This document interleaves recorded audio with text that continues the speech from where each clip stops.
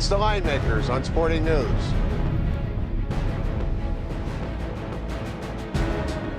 Big conference tournament weekend here in Las Vegas. A lot of people think the big weekend is next week with the big dance, but not so. This is actually a fun time for bettors. Some people find an edge.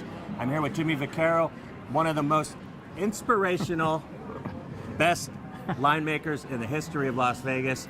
Jimmy, what do you think are some of the best advantages of the conference tournament to the NCAAs? Well, first of all, it's become universal now. Obviously, we talk about the big dance incessantly, but people like me and you have seen this evolution in the last 10 or 15 years, Micah, where the crowds come in a week earlier. The conference championship games offer a lot of things. First of all, it's another weekend that you can get out of where you're at and come here and enjoy it and have yourself a lot of fun.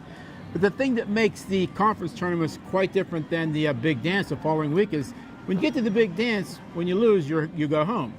In this case, you have a lot of teams still fighting for their berth in the big dance. They know going deep in the tournaments actually can give them a shot to get in the dance next week. So you get the smaller guys really play out. 2 years ago, Kemba Walker, Connecticut. Yep. 5-0, bang, 6-0, they win it all. If they'd have lost the first game of that series, they probably wouldn't have even gotten to the big dance. So what you have from the bettors side, and obviously what tantalizes everybody from the professional and the recreational guys, like these games come at you, and obviously they go bang, bang, bang. You could be playing Tuesday night and turn around, go to triple overtime, and there, bang, you're there Wednesday, you're the first game of the day also. So watch the way that we bet the numbers. I would always encourage people, and Micah, you can surely emphasize this also, in the big dance. Remember, you have 4 days to make up your mind between the Sunday night and the Thursday tip-off. In these particular games, you play Tuesday, you're coming Wednesday, we must throw a number up real quick, so you better be on your toes.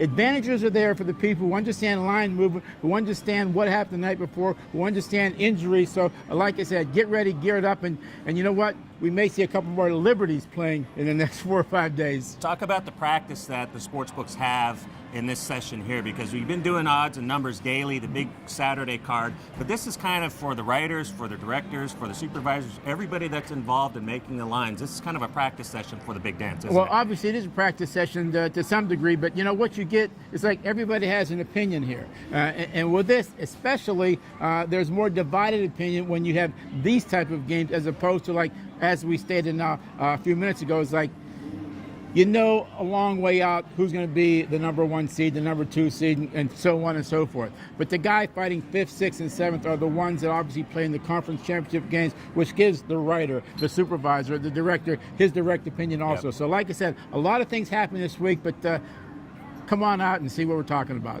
That's Jimmy Vaccaro. Thanks for listening.